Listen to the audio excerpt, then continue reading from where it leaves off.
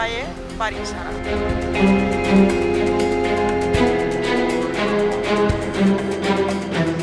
Cyber ক্রাইমটি যারা করে তারা কিন্তু অনেক দক্ষ। মামলা তো নেবেই না পুলিশ সর্বপ্রথম। টার্গেট করে করে ওই হোয়াটসঅ্যাপ নাম্বার থেকে কল দেয়। মোবাইল সংক্রান্ত যে সাইবার ব্যাপারগুলো ঘটে পুলিশ চাইলে শনাক্ত করতে পারে, কিন্তু ওইখানেই পুলিশ অনেক সময় কাজ করে না। সাইবার ক্রাইম এই সময়ের খুবই পরিচিত শব্দ এবং নানাভাবেই মানুষের জীবনকে অতিষ্ঠ করে তুলছে। শুধু ভুক্তভোগী নয়, লোভে পড়ে এই অপরাধের সঙ্গে জড়িয়ে ভবিষ্যৎ নষ্ট করছে হাজারো তরুণ তরুণী। 2023 সালের সাইবার ক্রাইম অ্যাওয়ারনেস ফাউন্ডেশনের প্রতিবেদন বলছে, গত কয়েক বছরে দেশে সাইবার অপরাধের হার বেড়েছে 381.76%। তবে আশঙ্কাজনকভাবে অভিযোগ দেওয়ার প্রবণতা কমেছে। 2018 সালে আইনশৃঙ্খলা বাহিনীর রেকর্ড বলছে, তখন 61% অভিযোগ পড়ত সাইবার অপরাধে, যেটা বর্তমানে এসে দাঁড়িয়েছে 20%। কিন্তু কেন সাইবার অপরাধের মতো অপরাধকে কেন মেনে নিচ্ছেন ভুক্তভোগীরা? নাকি এর পেছনে অন্য কোনো কাহিনী আছে? এমন নানা প্রশ্নের উত্তর নিয়ে আমাদের এবারের অনুসন্ধান ও সমাধান। এই পর্ব জুড়েই আপনাদের সঙ্গে আছি আমি শারমিন রিহা।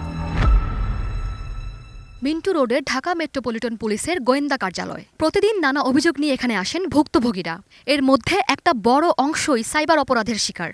বলে রাখা ভালো, সাইবার অপরাধ নিয়ে কাজ করে আইনশৃঙ্খলা বাহিনীর সবচেয়ে বড় ইউনিট এই ডিবি পুলিশের। সফলতার হারও তুলনামূলক চোখে পড়ার মতো। তবে আমরা জানতে চাই এখানে আসা মানুষদের তিক্ত অভিজ্ঞতা। কিন্তু অপেক্ষায় থাকা এইসব মানুষকে ক্যামেরায় কথা বলতে দিতে রাজি নন ডিবি পুলিশের অভ্যর্থনা কক্ষে দায়িত্বরত অফিসাররা। আমরাও এ নিয়ে জলঘোলা করার পথে হাঁটতে চাইলাম না, তাই পরিবর্তন করলাম কৌশল।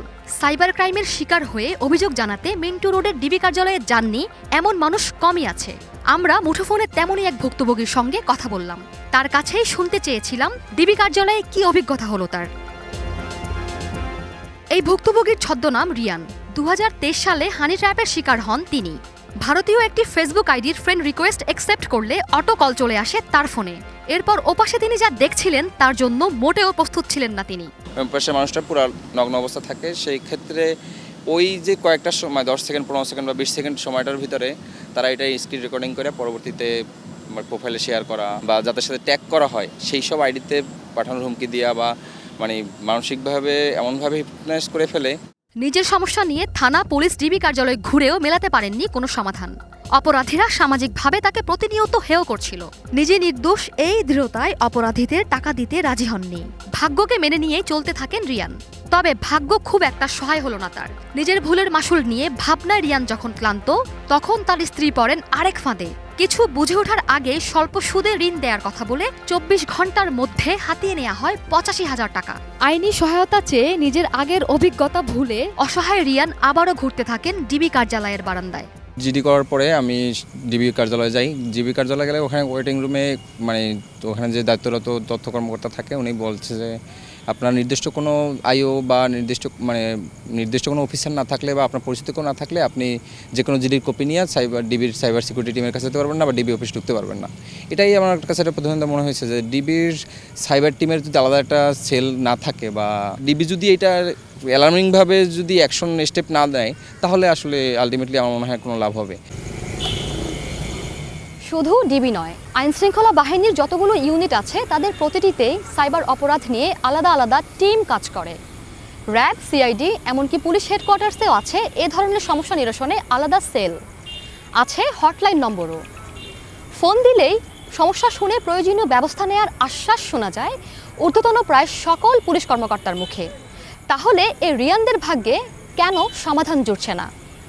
সবারই কি এই রিয়ানদের মতো পরিণতি ভোগ করতে হয়? গত বছরের 21 নভেম্বর ডিবি কার্যালয়ে এসে এভাবেই ডিবি পুলিশের প্রশংসা করছিলেন শিশুশিল্পী লুবাবা। সাইবার হ্যারাসমেন্টের শিকার হয়ে এর 2 দিন আগে ডিবিতে অভিযোগ দেন লুবাবা। 48 ঘন্টার মধ্যেই গ্রেপ্তার হয়ে যায় আসামি, যেটি সগর্বে সংবাদ সম্মেলন করেও জানান ডিবি প্রধান।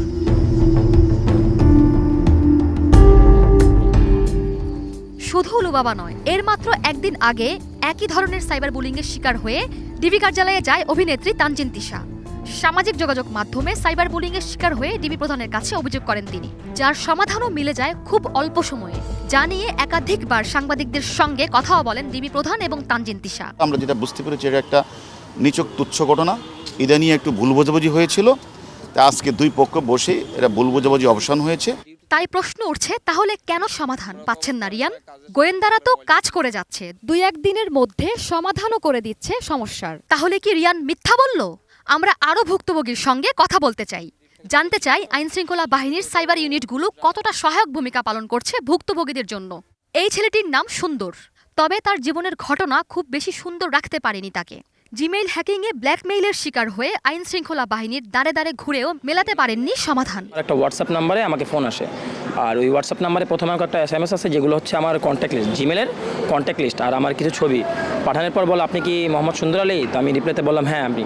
তো উনি বলতেছে আপনার একটা লোন আছে, এই লোন যদি আপনি পরিশোধ না করেন তো আপনার এই ছবিগুলো এই জিমেল কন্ট্যাক্ট লিস্টে স্ক্যান্ডাল করে পাঠানো হবে। আমি বাসা থেকে বের হওয়ার মতো আমার পরিস্থিতি ছিল না, আমার আর আমার স্ত্রীর, মানে এমন আমরা টেনশন ছিলাম যে সুসাইড করার মতো আমাদের অবস্থা ছিল। তো এক পর্যায়ে যখন আমি ইস্তত্ববোধ হয়ে থানায় যাই, থানা একটা জিডি করি, জিডি করার পর ওটা ডিবি অফিসে পাঠানো হয়, পল্লবী থানা, ওইখানেও জানানো হয়েছে, ডিবি অফিস মিন্টু রোডে ওখানেও জানানো হয়েছে, এমনকি টোলারবাগ র্যাব 4 ওইখানেও জানানো হয়েছে, কিন্তু কোনো দিক থেকে কোনো রকম সহায়তা পাইনি আমি। শুধু সুন্দর নন, এমন শত শত অভিযোগ পায় অনুসন্ধান টিম, যারা বিভিন্নভাবে সাইবার বুলিংয়ের শিকার হচ্ছেন। তাদের প্রায় প্রত্যেকেই থানায় সাধারণ ডায়েরি করলেও প্রত্যাশিত সহযোগিতা পাননি। উপায় না পেয়ে অনেকে টাকা দিয়েই সমাধান টেনেছেন, অনেকে আবার সামাজিক এই অসম্মান মেনে নিয়েছেন। সাইবার অপরাধ নিয়ে কাজ করে এমন কিছু সংগঠনের সঙ্গেও এ বিষয়ে কথা হয় আমাদের। তারা জানান সাইবার অপরাধ আশঙ্কাজনক হারে বাড়লেও অভিযোগ দেওয়ার হার কমেছে। বাংলাদেশ সাইবার ক্রাইম অ্যাওয়ারনেস ফাউন্ডেশনের প্রতিবেদন বলছে 2018 সালে সাইবার অপরাধের শিকার 100 জনের 61 জনই সমাধানের আশায় আইনশৃঙ্খলা বাহিনীর শরণাপন্ন হতেন। 2023 সালে যে সংখ্যা এসে দাঁড়িয়েছে 20.83%, অর্থাৎ মাত্র 5 বছরের ব্যবধানে 40% মানুষ আস্থা হারিয়েছেন আইন শৃঙ্খলা বাহিনীর উপর। অথচ 2022 থেকে 2023 এক বছরেই প্রতারণামূলক অ্যাপের মাধ্যমে অপরাধ বেড়েছে 281.76%। আইন শৃঙ্খলা রক্ষাকারী বাহিনী সদস্যদের কাছে আহ্বান হচ্ছে, আপনারা যত বেশি আমাদের ডিজিটাল ওয়ার্ল্ডে যে ধরনের ক্রাইমগুলো হয় সেগুলো নিয়ে ট্রেনিং করবেন, অ্যাওয়ারনেস করবেন, এবং হচ্ছে যে এগুলোর ইনভেস্টিগেশন প্রসেসটা একটু ডিফারেন্ট, সেই ইনভেস্টিগেশন প্রসেসগুলোকে নিয়ে যদি আরেকটু ভালো করে স্টাডি করা হয় তাহলে আরও সুবিধা হবে ইনভেস্টিগেশনটা করতে। আইনশৃঙ্খলা বাহিনীর প্রতিটি ইউনিটে আলাদা আলাদা সেল গঠনের পরও কেন এমন অবস্থা? কি করছেন তারা? সমাজের পরিচিত ও প্রভাবশালীরা দুদিনে সমাধান পেয়ে গেলেও সাধারণ মানুষ কেন বঞ্চিত হচ্ছেন?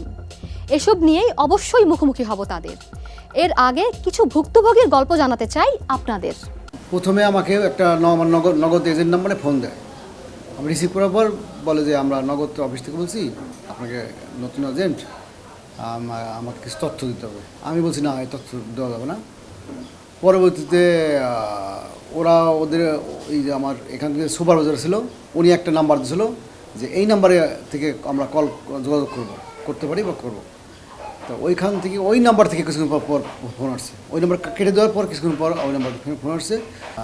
ওরা অনেক তথ্য চাইছে যে আমরা এই করবো, এই সেটিং করে এই সুবিধা দিচ্ছি, এই নতুন নিছেন, আমরা এই সেটিংগুলো চেঞ্জ করে দেবো আর কি, তাতে আপনার সুবিধা হবে, এই সুবিধা হবে। কথা বলতে বলতে পরে বলছে ওটিপিটা দেন, আমরা সেটিংটা ঠিক করে দিই।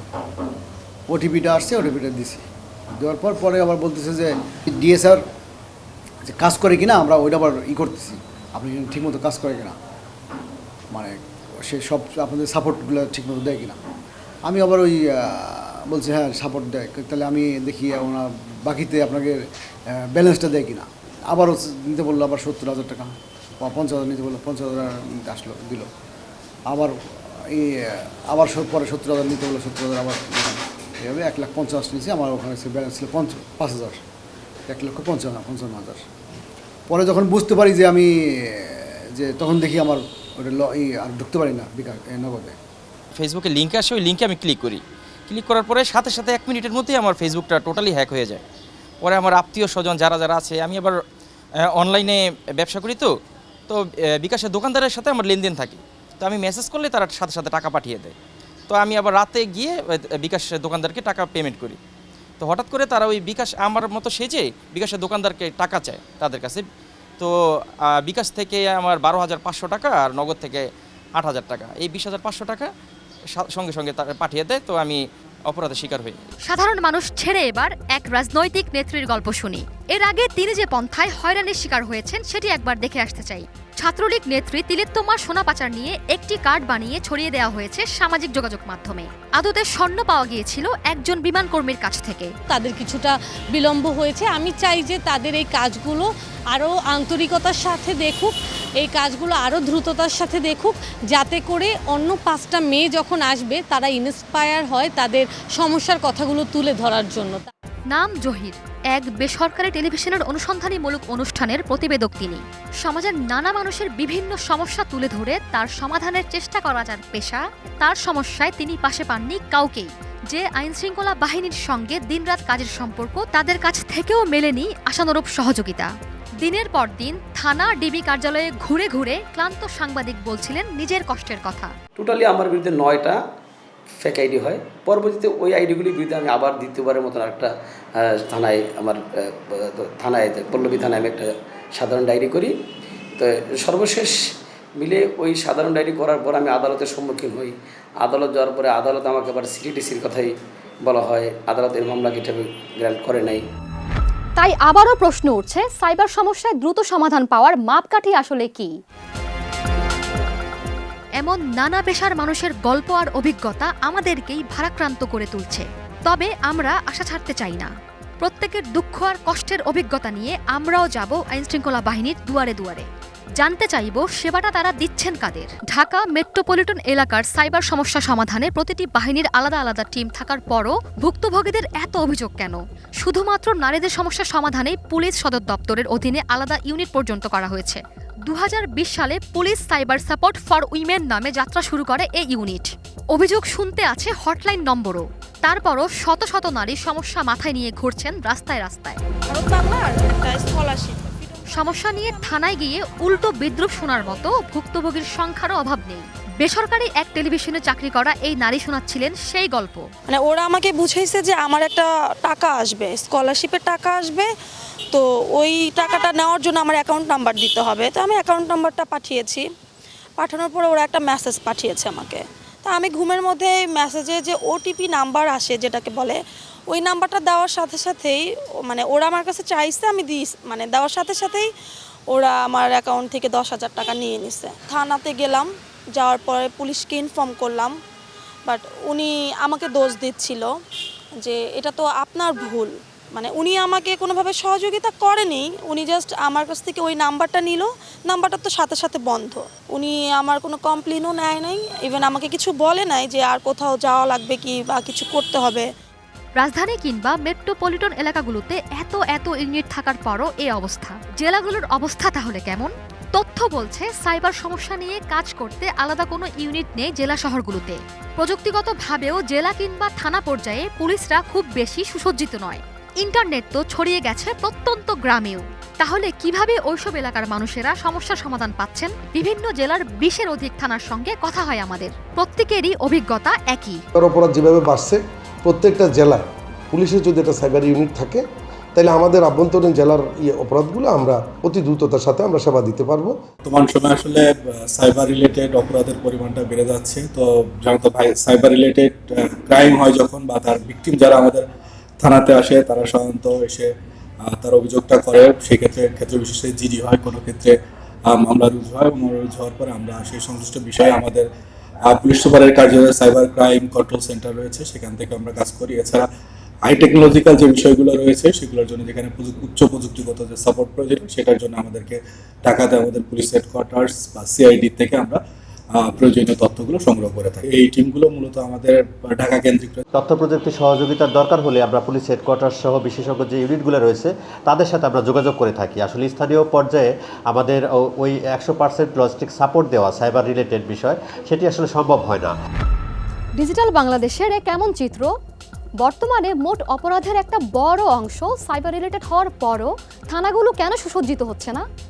আবার মেট্রোপলিটন এলাকাগুলোতে আইনশৃঙ্খলা বাহিনী সুসজ্জিত থাকার পরও সেবা পাওয়া নিয়ে কেন এত অভিযোগ? পরিচিত মুখগুলোর সমস্যা চোখের পলকে সমাধান মিললেও সাধারণ মানুষের ক্ষেত্রে এত ধীরগতি কেন? এসব প্রশ্ন নিয়ে প্রত্যেকটি প্রত্যেকটি সংস্থার সঙ্গে আলাদা আলাদা কথা বলতে চাই আমরা। তবে তার আগে নিতে হবে ছোট্ট একটি বিরতি।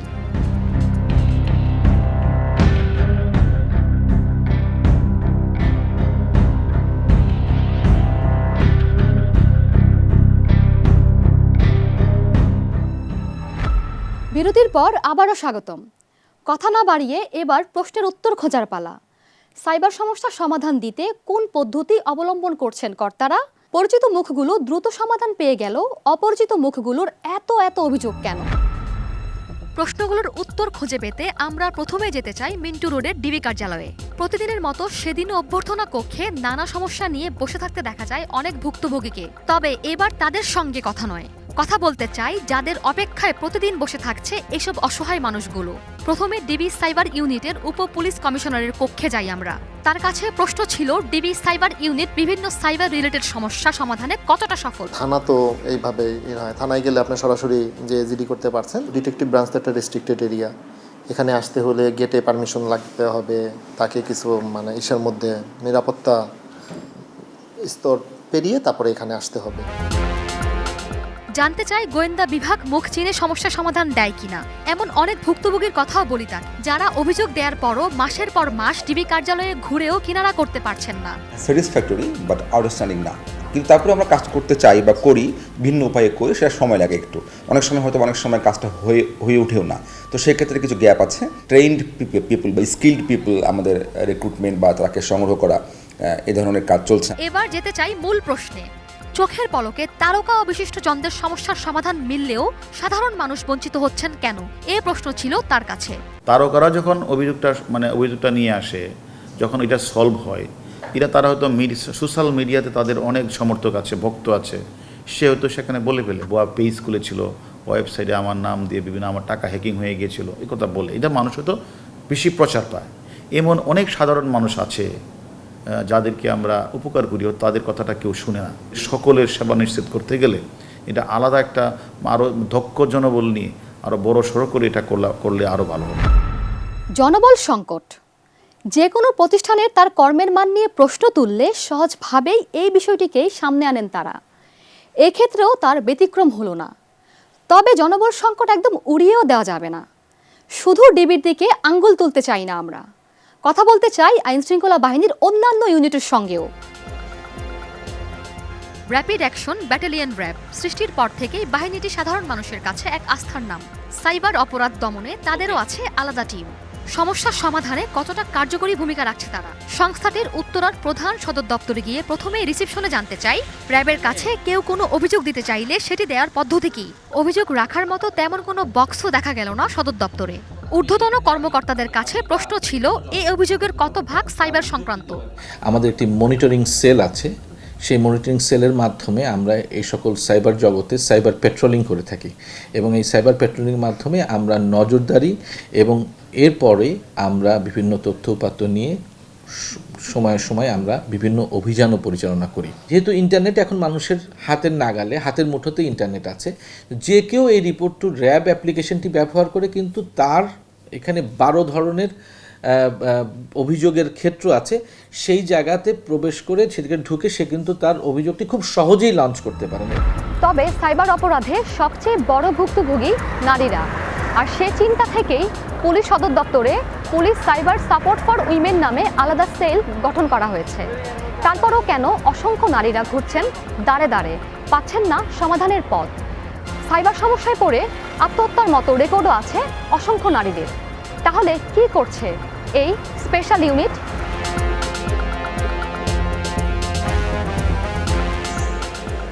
সরজমিনে বিষয়টি দেখতে এবার আমাদের যাত্রা পুলিশ সদর দপ্তরে। অভ্যর্থনা কক্ষের দায়িত্বে থাকা পুলিশ সদর দপ্তরের কাছে জানতে চাই এই ইউনিট সম্বন্ধে কতটা জানেন তারা। সাইবার সমস্যা নিয়ে কোনো নারী পুলিশ সদর দপ্তরে এলে কি সমাধান দিচ্ছেন তারা। Police cyber support for women নামে একটা সেল আছে, উইমেন নামে একটা সাপোর্ট আছে না, সেটা কোথায়? সেখানে যদি কেউ অভিযোগ করতে চায় সেটার প্রসিডিউরটা কী? আচ্ছা, এটা সম্পর্কে স্যারেরা ভালো বলতে পারবে। আমি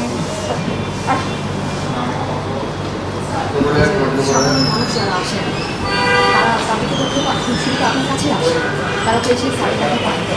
সেই এই যে আমি যেটা বলছিলাম মানে সাইবার সাপোর্ট ফর উইমেন নামে যে সেলটা গঠন করা হয়েছে সেটা আছে আপনাদের সদর দপ্তরে আছে সেই বিষয়ে আপনি কিছু জানেন না মানে আপনার কিছু জানার কথা ছিল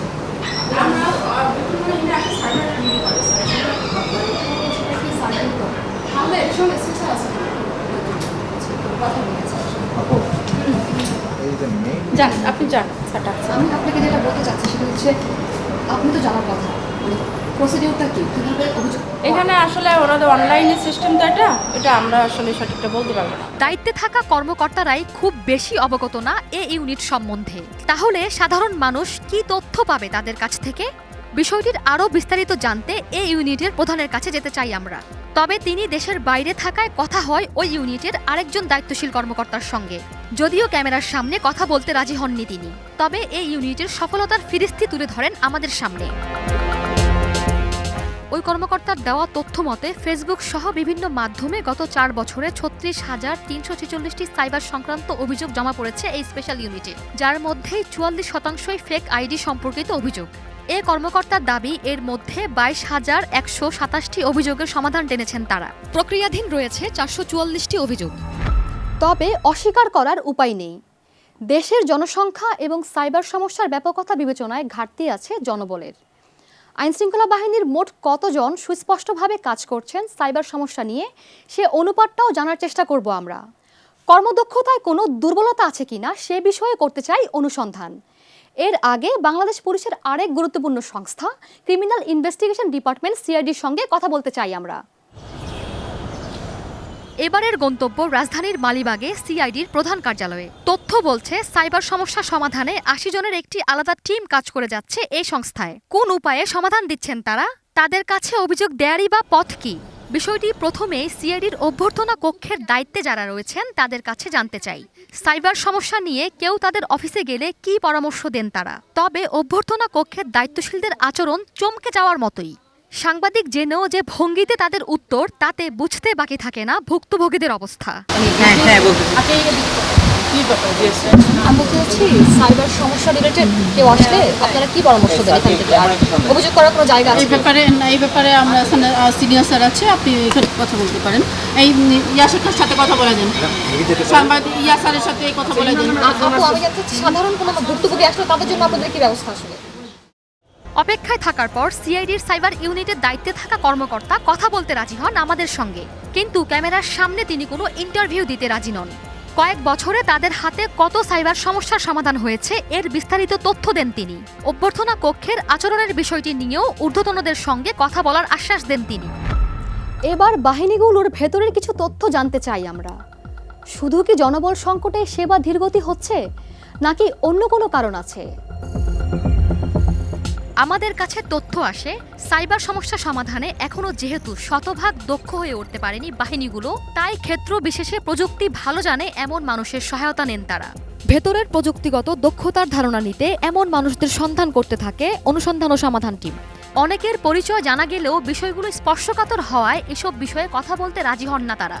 তবে পরিচয় গোপন রাখার শর্তে একজনকে পাওয়া যায় যিনি রাজি হন অনুসন্ধান ও সমাধান টিমের সঙ্গে কথা বলতে। বাহিনীগুলোর সঙ্গে সাইবার সম্পর্কিত বিভিন্ন কাজের অভিজ্ঞতা বলেন তিনি। সাইবার ক্রাইম মোকাবেলায় যেসব টুলসগুলো লাগবে এগুলো আসলে পর্যাপ্ত যোগান নেই, এবং এই যোগান না থাকার ফলেই অনেক সাইবার ক্রাইমের কেসগুলো কিন্তু ঝুলে থাকে বছরের পর বছর। পুলিশে যারা জয়েন করে তারা সবাই যে কম্পিউটার সায়েন্স ব্যাকগ্রাউন্ড হবে কিংবা সাইবার ক্রাইম ব্যাকগ্রাউন্ডের হবে সেটা হয় না, তারা স্পেশালিস্ট হয় না।